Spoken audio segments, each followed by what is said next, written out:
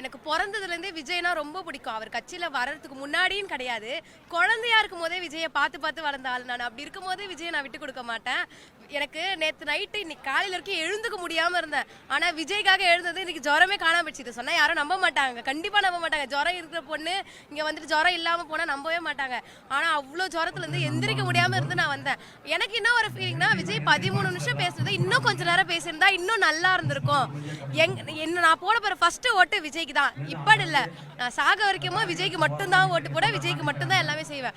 விஜய் கிட்ட நம்ம இதுதான் கோரிக்கை அப்படின்னு நம்ம வைக்கணுன்ற அவசியமே கிடையாது. ஏன்னா அவர் ஏதாவது ஒரு ரூபத்துல வந்து கண்டிப்பா எல்லா இதையும் பார்த்துட்டு எல்லா கோரிக்கையும் நிறைவேற்றுறாரு. அவரு கட்சிக்கு வந்ததுக்கு அப்புறமா எந்த இதுவுமே வராது.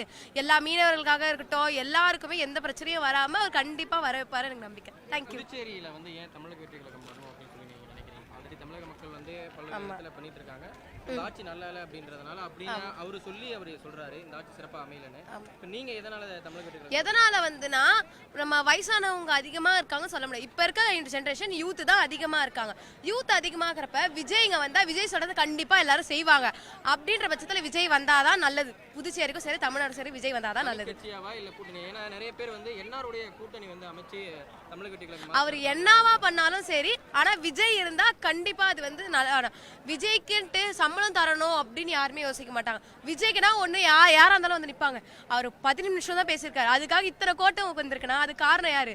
விஜய் ஒரு முகத்துக்காக தான் வந்தாங்க எல்லாரும். இப்போ இன்னைக்கு கூட்டம் புதுச்சேரியில் நடந்திருக்கு, தமிழக வெற்றி கழகத்தினுடைய கூட்டம். எப்படி இருந்துச்சு இந்த கூட்டம்? உங்களுடைய புதுச்சேரி மக்களுடைய கருத்து என்ன?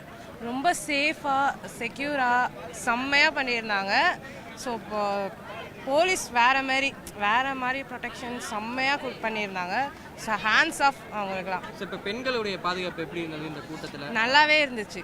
அவங்களுக்கு ஒரு ரோ கொடுத்து தனியாக செப்பரேட்டாக நிற்க வச்சு செம்மையாக பண்ணியிருந்தாங்க. செம்ம சேஃப்டியாக இருந்தது. ஓகே, இப்போ நீங்கள் அடுத்த தலைமுறை இப்போ ஓட்டு போட போகிறீங்க.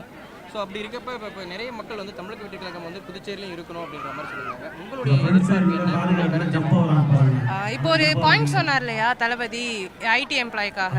நான் வந்து நான் ஐடியில் ஒர்க் பண்ணுறேன்.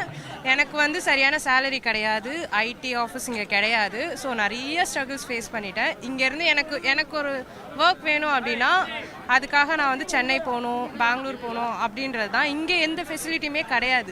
இது ஒரு ஹோம் டவுன் தான். ஸோ ஒர்க்குக்கான ஃபெசிலிட்டிஸ் இங்கே எதுவுமே கிடையாது. மிஞ்சி போனால் 8K 10K இதுதான் சேலரி. ஸோ அவர் சொன்ன அந்த விஷயங்கள் வந்து ரொம்பவுமே புதுசாக இருந்துச்சு. எனக்கு வந்து ஐடி ஆஃபீஸா அப்படின்ற மாதிரி இருந்துச்சு. ஸோ இதுக்காக நாங்கள் வேறு இடத்துல போய் ஸ்ட்ரகிள் பண்ணி ஒர்க் பண்ணணுன்ட்டு இல்லாமல் இங்கேயே எங்களுக்குன்னு ஒன்று வந்துச்சுன்னா ரொம்ப சந்தோஷமாக இருக்கும்ல.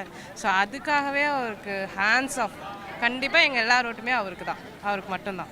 26 நம்ம தான் நாங்கள் தான் தளபதி தான்.